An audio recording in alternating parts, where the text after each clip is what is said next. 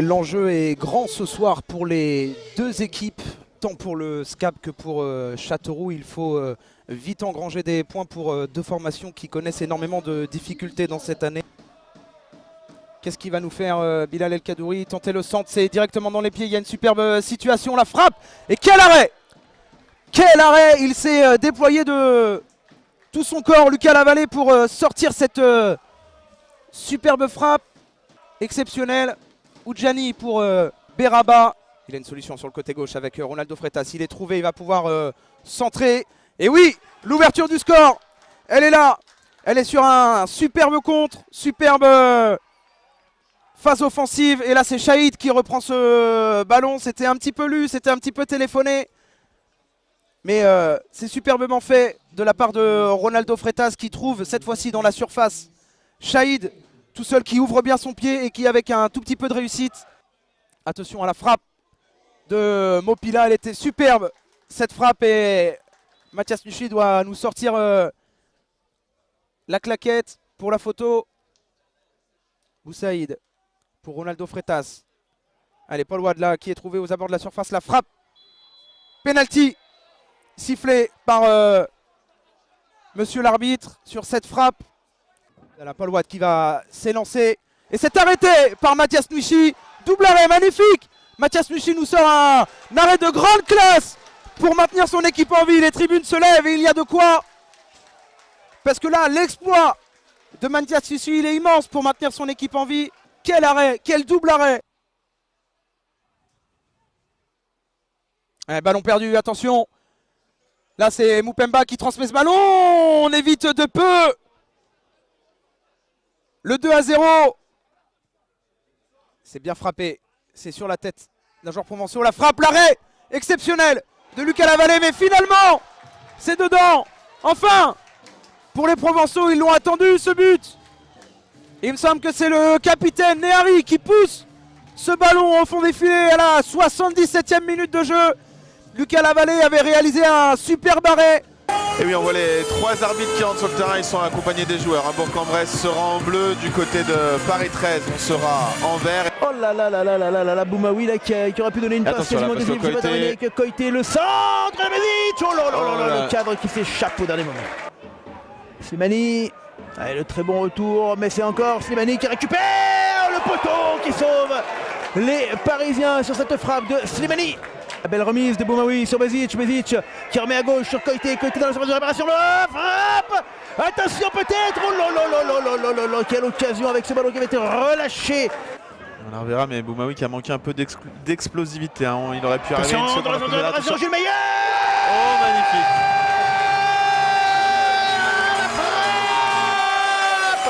La lucarne magnifique de Jules Meyer qui était rentré dans la surface et il a explosé la cage. La lucarne qui se dévoile pour Jules Meyer. Quel joueur. L'ouverture du score ici à Bourg-en-Bresse. Attention parce que Wada, il était là. Wada, attention. Oh là là là là là là là là. C'était très bien joué. Et Wada qui avait déjà fait un super appel. On n'aurait pas forcément parié sur un Fleury-Dijon aujourd'hui, un 3 avril comme potentiel tournant dans la saison de ces deux clubs, dans la quête de la Ligue 2. Et pourtant, on y est avec ce DFCO leader et ce Fleury en embuscade qui, en cas de victoire, pourrait revenir à 3 points. 3 points seulement du barrage. Rare corner de Bourg, notamment sur la seconde période. Marié, bien poteau, premier poteau. Il était gardien il n'y a pas si longtemps. Gardien de fortune. Ce soir, il est buteur au bout de 5 minutes 30. Lacroix, premier poteau, premier but pour le DFCO. Ah, c'est bien joué aussi ça. Rivas sur du jeu long, direct, trouvé dans la surface de réparation. Frappe au pivot. Et ça, c'est du Jonathan Rivas, grand cru, qu'on avait vu il y a longtemps déjà à Lyon-Duchère, capable d'allumer à n'importe quel endroit. Ce Jonathan Rivas se réveille enfin. Deuxième but en 2 matchs, 3 depuis le début de la saison. Que le football n'est qu'un jeu. Et c'est un jeu que Johan le met au thé particulièrement. Pénalty parti dans ce temps additionnel de la première période. 2 minutes minimum et non une. Et heureusement que ça faisait 2 pour Fleury. Kevin Farhan, Paul Delecroix. Même course d'élan que la semaine dernière face à Bourg-en-Bresse. Même zone, même conclusion. Sauf que cette fois-ci, c'est pour le 2-1. Le DFCO renversé au bout de ce premier acte par le FC Fleury. Et qui l'aurait cru, Julien, qui l'aurait cru au début de ce match, après l'ouverture du score du DFCO. Il est pas en jeu, il est absolument pas en jeu avec ce long ballon. Paul Delecroix dans la surface de réparation. Ça va être le rouge. Et ça va être le rouge pour Paul Delecroix. Heureusement que ce soir, Lenny Montfort est sur le banc. Et Baptiste Rizira avant le match me disait, c'est un choix spécial pour ce soir, je veux avoir un second gardien. Mais bonne intervention de Lenny Montfort. Et là, superbe ballon récupéré. Et pourquoi pas accélérer maintenant avec Andong. Deuxième apparition, premier but. Il a eu tant de mal à pouvoir goûter au plaisir du championnat national. Le Camerounais, formé au Barça, n'a joué que 10 minutes dans ce championnat et sauf déjà un but. Franck Andong pour le break. Bienvenue pour un grand sommet de ce sprint final de National. Sochaux sur une série irrésistible et invaincue depuis fin novembre se déplace à Versailles qui joue peut-être ce soir son va-tout et son dernier espoir pour accrocher le bon wagon vers la Ligue 2. Allez, la déviation de Zemmoura, la course de Shelton Guillaume avec cette frappe qui va être captée en 2 temps par Mehdi Janin. En transition, le FC Versailles est toujours aussi piquant. Mais cette transition n'est pas allée au bout, pas complètement.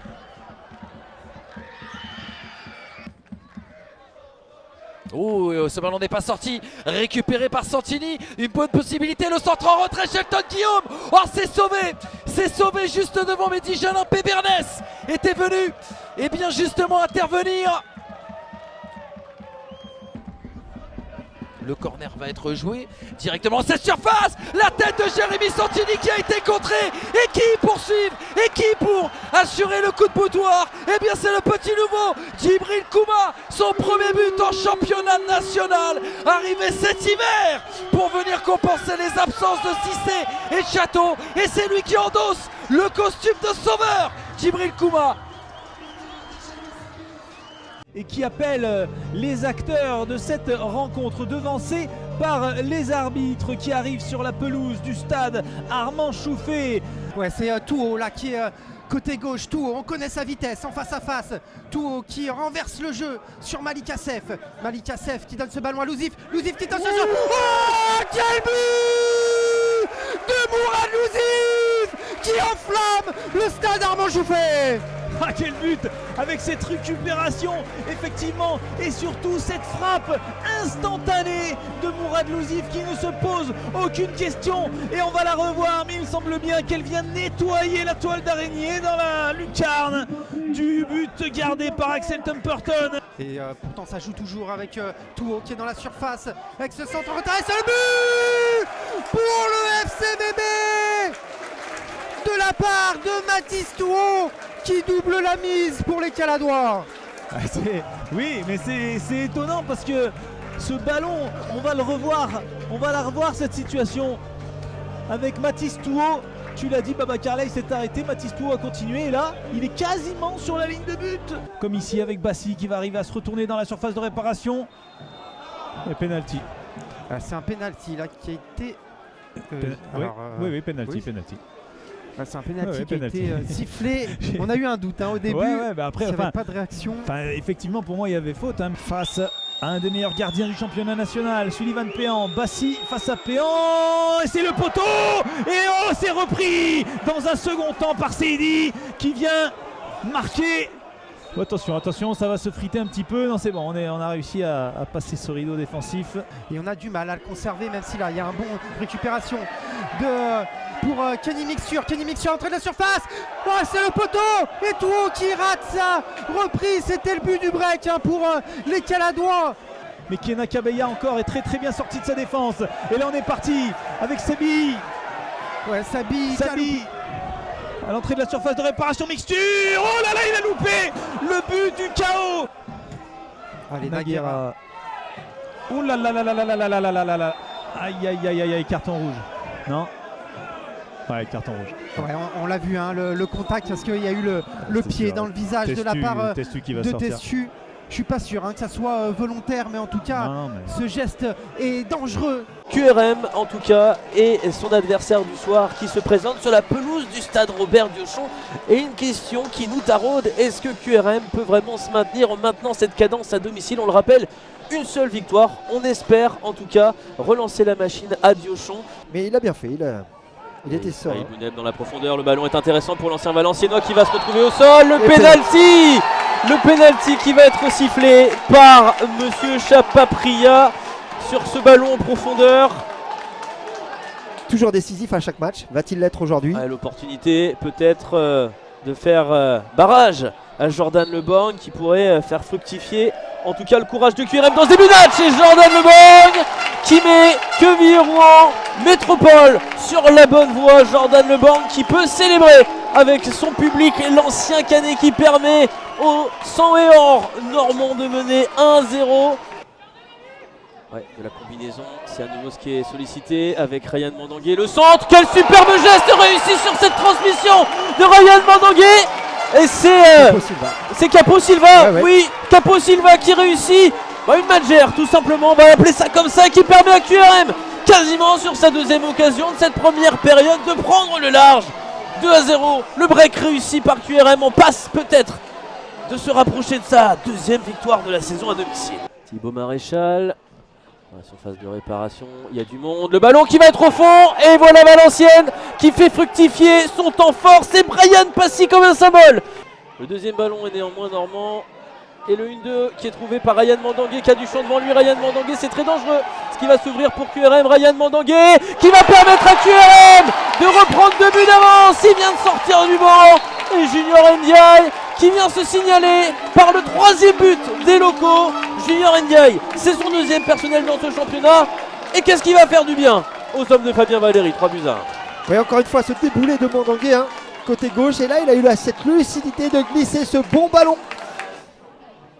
Déjà qu'il y a Oparine Djoko qui tire un peu là, il a comme on dit vulgairement, il a l'adducteur qui siffle. Aubagne a égalisé contre Châteauroux au moment où le stade briochin égalise contre Caen. Comme quoi, hein. Les bonnes nouvelles, ça s'inverse très vite. Oh, carton rouge. Carton rouge pour... Bouneb. C'est pour Apia. Changements qui vont se dessiner, on va envoyer... les dernières forces dans la bataille, le ballon dans la surface de réparation, Gaëtan Courtet qui va ramener le suspense dans cette partie. 3 buts à 2, c'est pas terminé, attention. L'arrivée donc des 22 acteurs avec Léo Yobé et puis Yann Mvila qui fait son retour. Afid devant le COP qui donne de la voix. Armand Douillet qui va toucher le ballon de la tête. Oh, c'est passé à quelques petits centimètres dans leur mouvement.